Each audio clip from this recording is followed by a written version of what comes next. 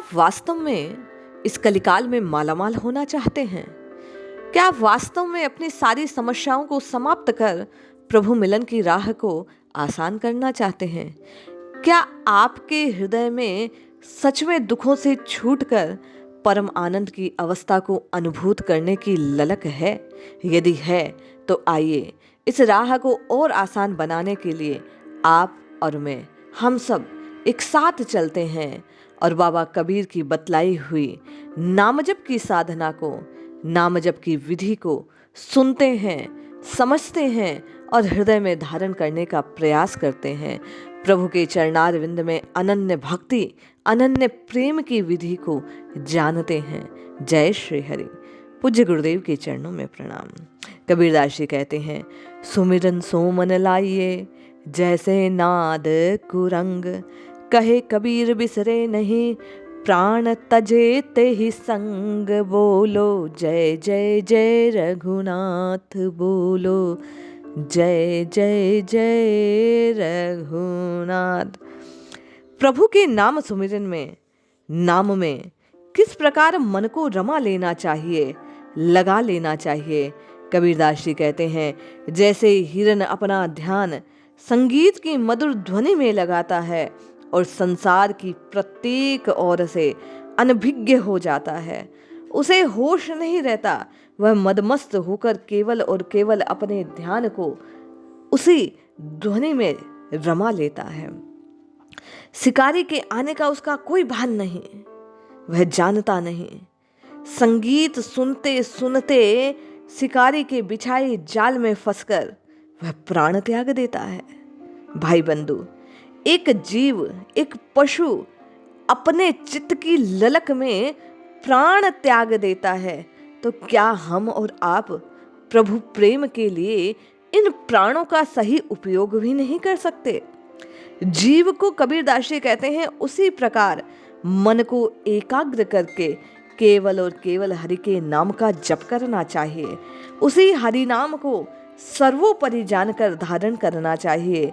इस हरि नाम से अंतःकरण की शुद्धि होगी, प्रभु में प्रेम जागृत होगा। इसी नाम को जपने से, इसी नाम का आस्वादन करने से जीव की मृत्यु की जो भावना है, मृत्यु का जो भय है, वो तत्काल नष्ट हो जाएगा। नाम सुमिरन करते करते बाबा कबीर कहते हैं, हृदय आलोकित हो जाएगा, हृदय आह्लादित हो जाएगा। जीव के कर्मों के बंधन टूटने लगेंगे, जीव का परमानंद में मिलन होगा। कहते हैं, अंतमति सो गति। यदि आप और मैं बाबा कबीर की कही इस बात को ध्यान रख नित्य निरंतर केवल और केवल हरि के नाम का सतत स्मरण करते हैं, इसी भाव में अपनी गति को प्राप्त हो जाते हैं, तो निश्चय मानिए प्रभु की प्रेम से, प्रभु के नाम जप से, नाम जप करते करते प्रभु से मिलन हो जाएगा। अब शंका होती है कि नाम को जपते जपते प्रभु से मिलन हो गया, किंतु जो पूर्व में किए गए कर्म हैं उनके बंधनों से जीव कैसे मिटेगा? पहले किए गए पापों का नाश कैसे होगा? क्या होगा? क्या पुनः जन्म मिलेगा? किस प्रकार से जीव के प्रारब्ध का निर्माण होगा? तो बाबा कबीर कहते हैं, जब ही नाम हृदय धरा भया पाप का नाश, मानो चिनगी आग की परी पुराने घास। बोलो जय जय जय रघुनाथ। किए कर्म जो संचित हैं नाम जप के प्रभाव से जलकर नष्ट हो जाएंगे, कर्मों के बंधन टूट जाएंगे। बाबा कहते हैं किस प्रकार? उसी प्रकार जैसे पुरानी घास में एक छोटी सी अग्नि की चिंगारी उसको जलाकर राख कर देती है, भस्म कर देती है। नाम महाराज के आश्रय में आने से जीव के कर्मों के बंधन तत्काल छूट जाएंगे, कर्म बंधन नष्ट हो जाएंगे, पाप पुंज जलकर भस्म हो जाएंगे। राम राम राम राम जपते जपते जीव राम को प्राप्त होगा।